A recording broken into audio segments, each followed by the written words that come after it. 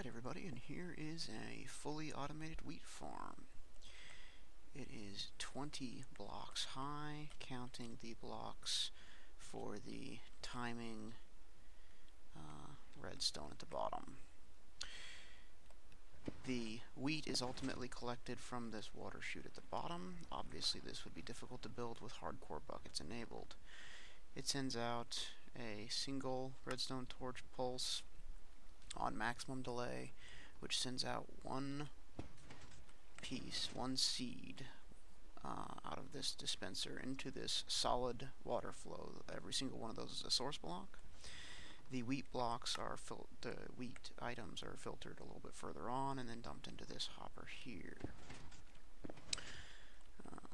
The seeds float up to the top of the mechanism every few seconds and are dropped into a fairly standard detector block timer circuit. They fall in a glass pane, as you will see here, are detected, retracted, and then sorted into an item flow.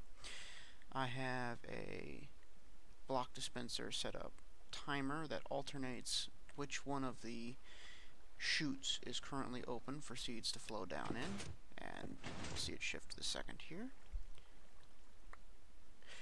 Each one of these chutes sends directly into a dual block dispenser setup that feeds.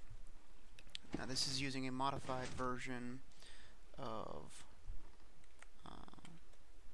one of the blocks listed in the description below. I had to modify it to allow the hoppers to feed the seeds back in and send the detector block signal down below the water flow. But it's basically just an extension of the fairly standard wheat production timer for individuals. As you can see here, the block dispensers are set up on timers. Now the last one does not actually require any kind of piston, as it would be a catch-all for any overflows. But it sets up as it is, and you'll see the redstone shifts one further down each and every single time. Once it is actually powered, it activates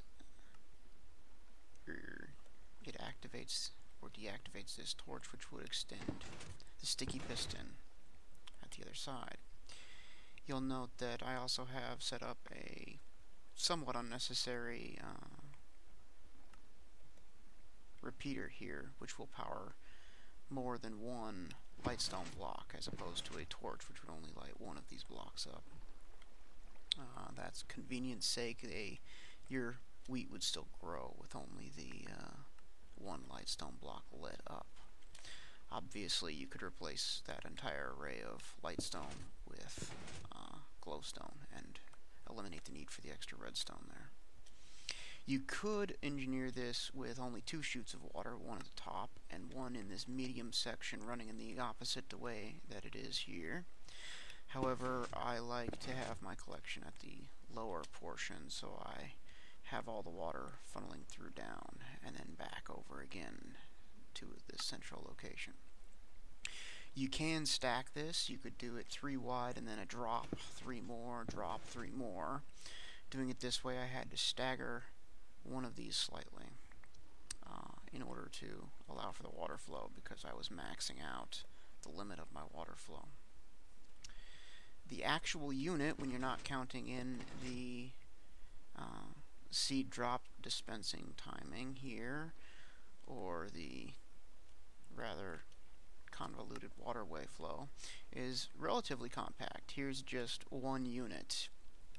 You could stack these individually, as none of the redstone components would interfere with each other.